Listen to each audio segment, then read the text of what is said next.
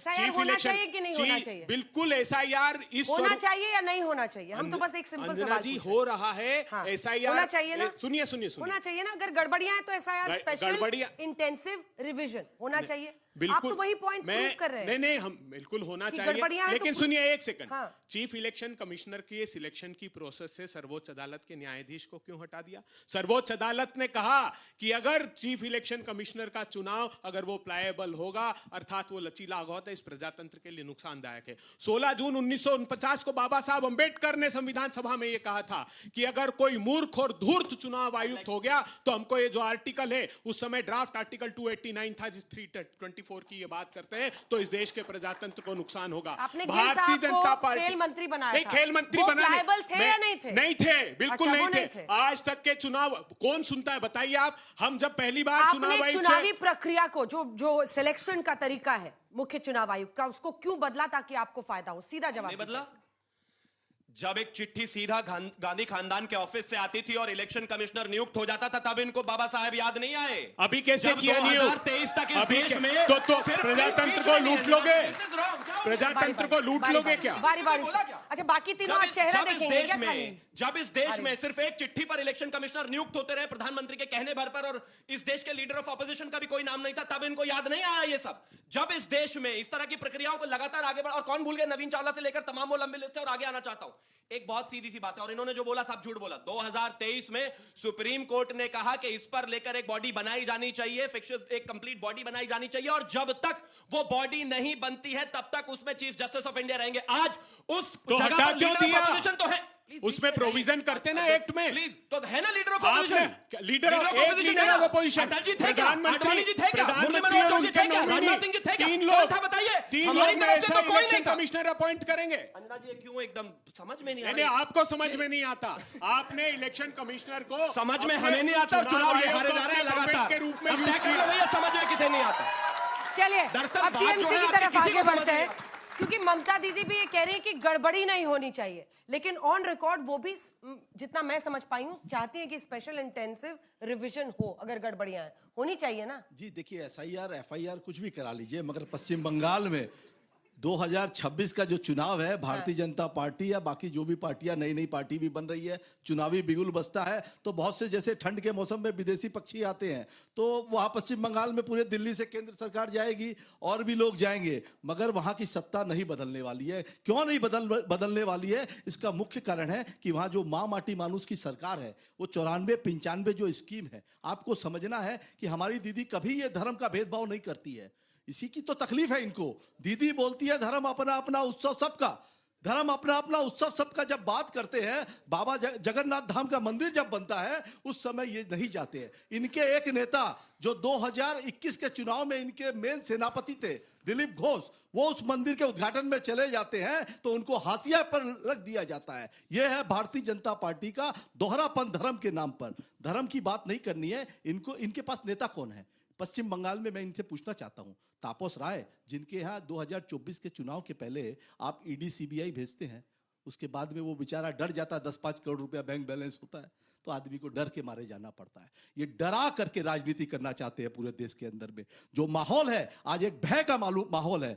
सब इंस्टीट्यूशन जितने हैं वो सारे एक कब्जे के अंदर में है, उस चंगुल में जकड़ चुका है। जैसे ब्रिटिश सरकार ने चंगुल में जकड़ा था, वही आज हालत है। देश में सारी चीजें पूंजीपतियों को दी जा रही है, गरीबों को 80 करोड़ लोग राशन ले रहे हैं। ये देश की स्थिति है। अब आ जाइए एसआईआर पर। एसआईआर की जो प्रक्रिया है, हमने उसका विरोध नहीं किया। मैं खुद कैंप लगाकर वहां पर एसआईआर करवा रहा हूं लोगों के, मैंने खुद किया है। गली गली में आप जाइए, आपको तृणमूल कांग्रेस का कर्मी मिलेगा।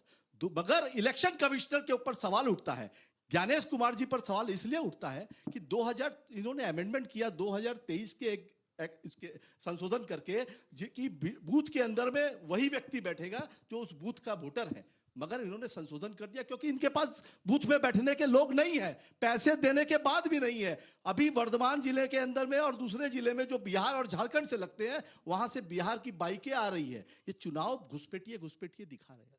58 लाख लोगों के वोटर जो कटे हैं, उसमें 24 लाख मर चुके हैं। करीब 11 लाख नॉन ट्रेसेबल नहीं है, जो नहीं मिले उनको नोटिस इशू होगा। मगर घुसपैठिए कहां गए? आप बोल रहे हैं घुसपैठिए। बीएसएफ अमित शाह क्या कर रहे हैं? अमित शाह जी से सवाल करता हूं मैं ठीक कि है, वो क्या इसका कर रहे हैं, जवाब देश के दीजिए गृह आप, मंत्री इसका जवाब हैं, दीजिए, कि फिर वो मैं क्या दोनों कर रहे पत्रकारों के हैं? पास अगर जाऊंगी। 2019 से वो बैठे हैं और जी। घुस रहे हैं, घुसपैठिए, तो आप छोड़िए सत्ता को अपने हाथ से। आपसे नहीं संभल रहा है, आप इनकॉम्पिटेंट गृह मंत्रालय चला रहे ठीक हैं, है। आपको छोड़ देना चाहिए। जवाब दीजिए घुसपैठियों हाँ, पर। देखिए मैं बीच में उनके इसीलिए नहीं बोला ताकि वो मेरे बीच में ना बोले। बिहारियों से नफरत देखिए, कह रहे हैं बिहारी मोटरसाइकिल ले लेकर आ रहे हैं, ले लेकर आ रहे हैं। और बिहार की बाइक क्यों आएगी? और बांग्लादेशियों बिहार से की बाइक इतना क्यों? प्रेम है, अरे ये भाई रोको उनको मत ममता तुम। बनर्जी अरे कह रही है रोको, कि किसने अगर मना कोई किया है? एसआईआर किसने करने मना आए, किया भाई? तो अपने अगर ये किचन के सरकार तुम्हारी हथियारों को है, उनसे बीएसएफ काट तुम्हारी देना। है, सीबीआईडी तुम रखते बांग्लादेशियों हो, से सारे प्रेम। इंस्टीट्यूशन तुम रखते हो। घुसपैठियों से प्रेम। ये कह रहे हैं कि हम एसआईआर के विरोध में नहीं है, और ममता बनर्जी कह रही है कि अगर कोई आपका वोट काटने आए तो किचन में रखे हुए जो आपके पास चीजें होती है उनको हथियार बना लेना। दूसरी तरफ कहती है मैं डिटेंशन कैंप नहीं बनने दूंगी चाहे उसके लिए मुझे जान ही देनी पड़े। क्यों भाई? डिटेंशन कैंप में कोई क्या देशी रहता है, विदेशी में क्यों नहीं करवाया? अगर कोई रोहिंग्या आएगा, आसाम अगर में कोई भी तो घुसपैठी चुनाव आएगा तो वही है, जाएगा। आसाम में क्यों नहीं मैंने करवा रहे बीच आप में नहीं बोला, चुनाव? मुझे आप समझ ये में नहीं बताइए आ ना, रहा, क्यों ऐसा? आप खाली बंगाल की बात अपनी करेंगे। बारी में आसाम। जितना उत्तेजित होना हो लीजिए, पर Thank you. बीच में मत होइए क्योंकि फिर ये Thank you. शाउटिंग मैच बन रहा है। Thank you. आदरणीय गृह मंत्री जी ने कहा था फ्लोर ऑफ द हाउस खड़े होकर के उन्होंने बंगाल सरकार को 10 से ज्यादा चिट्ठियां लिखी, और जो यहां पर आकर मेरे देश की सेना के बारे में इस तरह के सवाल उठाता है। अप्रोक्सीमेटली 4064 किलोमीटर की सीमा शेयर करते हैं हम खासतौर पर बांग्लादेश से, और उसमें से 762 किलोमीटर तो ऐसी है जो बेहद दुर्गम है, और उसमें से भी 250 किलोमीटर तो ऐसी है जिसमें ब्रह्मपुत्रा में खड़े होकर हमारे सेना का जवान इतने इतने पानी में 2-2 घंटे में ड्यूटी देता है। बावजूद उसके बराबर में जो कंगलू देश है, जो मतलब जो भी है, वो वहां से कुछ लोग आ जाते हैं, वो आते हैं, उनके आधार कार्ड से लेकर सब कुछ बनाया जाता है। ठीक है, आ गए, मान लिया, सबके राज्यों में आए। 2004 में श्री प्रकाश जायसवाल ने केंद्र में जब कांग्रेस की सरकार थी, उन्होंने कहा था कि देश में 1 करोड़ 20 लाख जो है विदेशी है। तो आज जब वापस करने की बात आ रही है तो इतना पीछे क्यों हट रहे हो त्रिपाठी भाई? जी। वापस भेजेंगे, त्रिपाठी जी। Detect, नहीं, वापस delete, भेजेंगे, deport, मगर किसी का वापस वोटर हो भेजा। चाहे कोई भी हो, कोई फर्क नहीं पड़ता, जाना पड़ेगा। त्रिपाठी जी, नहीं। प्रधानमंत्री ने कहा था कि बिहार का जो नतीजा है उसने, क्योंकि गंगा जी बिहार से होते हुए बंगाल पहुंचती हैं, लेकिन ये घुसपैठिया वाला मुद्दा बस चुनाव में आता है। झारखंड में आया, इलेक्शन खत्म, टॉपिक खत्म। बिहार में घुसपैठिया आया कि सीमांचल में चुनाव खत्म, टॉपिक खत्म। कितनों को हटाया इन्होंने? ये जनता अगर पलट के पूछेगी तो कैसे वोट करेगी? नहीं, मुझे लगता है कि ये सवाल सरकार से रहेगा और इसका जवाब तो नरेंद्र मोदी और अमित शाह को ही देना है। लेकिन जब घुसपैठियों को कवर फायर देने के लिए नेता आ जाते हैं तो जनता को बहुत सा जवाब अपने आप मिल जाता है। आपने डिबेट जिन 5 राज्यों पर की थी, मुझे तो बड़ा आश्चर्य हो रहा है, उसमें से 5 में से 3 राज्य केरल, तमिलनाडु और पश्चिम बंगाल, वो विपक्ष के मजबूत किले हैं। ठीक है, कांग्रेस कहीं नहीं है, कांग्रेस को तो मान लीजिए कहीं आ जाएंगे तो पीछे चल के खड़े हो जाएंगे, कहीं से चुनने, लेकिन में विपक्ष के सरकार मजबूत बना किले रहे हैं, हैं। my और अभय दुबे पूरे में क्या करते रहे? 50 में बाबा साहब ने कहा था, जब तक कांग्रेस सत्ता में रही, बाबा साहब की बात नीचे डाल दिया अरे और हमने एक बनाया पर्ची से कानून चुनाव आयुक्त मंत्री। बनाते रहे।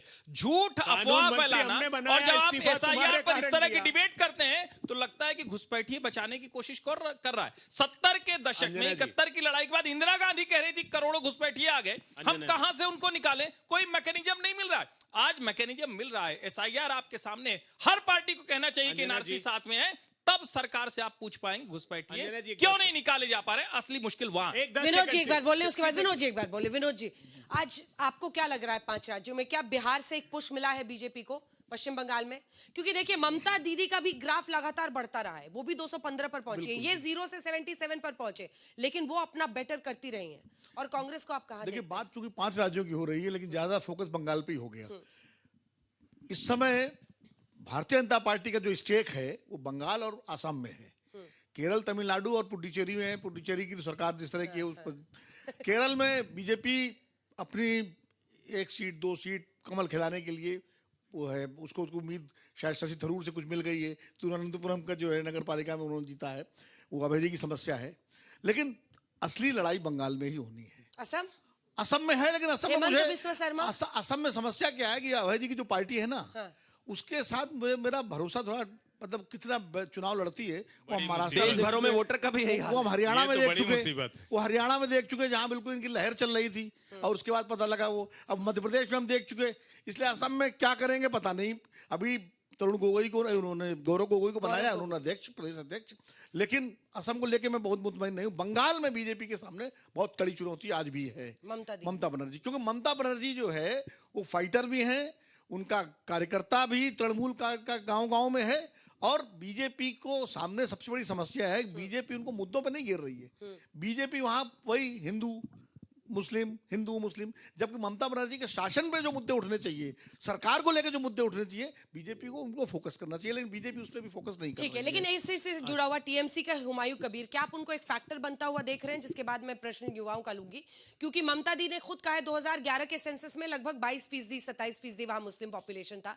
ममता दी ने खुद कहा है कि 25 आते आते अब वो 33% मुस्लिम पॉपुलेशन हो गया है। जिन मुर्शिदाबाद जैसे इलाकों की हम बात करें वहां 66% मुस्लिम्स हैं।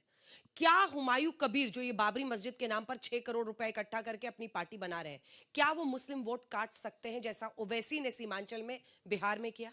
देखिए, ओवैसी और हुमायूं कबीर की तुलना करना ठीक नहीं है। ओवैसी का एक कंटिन्यूटी का पूरा इतिहास है मुस्लिम पॉलिटिक्स का, हैदराबाद उनके पिताजी से लेकर के, और ओवैसी का। हुमायूं कबीर का ऐसा कोई हिस्ट्री नहीं है। वो 2018 तक जो है शायद बीजेपी में भी रहे पहले हैं, कांग्रेस, फिर बीजेपी, फिर कांग्रेस टीएमसी। बीजेपी है, उसके बाद फिर तृणमूल कांग्रेस। दूसरा, अगर उन्हें बाबरी मस्जिद से इतना ही प्यार है तो जो अयोध्या में जो जमीन दी है सुप्रीम कोर्ट ने कंपनसेशन में, वहां बात मदद उनके करते। प्यार की नहीं है, नहीं, बात उस 6 करोड़ की नहीं, है मैं जहां वही कह रहा पर हूं। 6-6, 8-8 लाख लोग हर फ्राइडे आ रहे हैं वहां पर देखिए, नमाज अता देखिए, करने। धर्म का ऐसा ये मुद्दा उसका है दूसरा कि पहलू लोग है। आएंगे, लोग अंजलि आएंगे। क्यों आ रहे हैं वो? नहीं, धर्म का ऐसा मुद्दा, लोग आएंगे,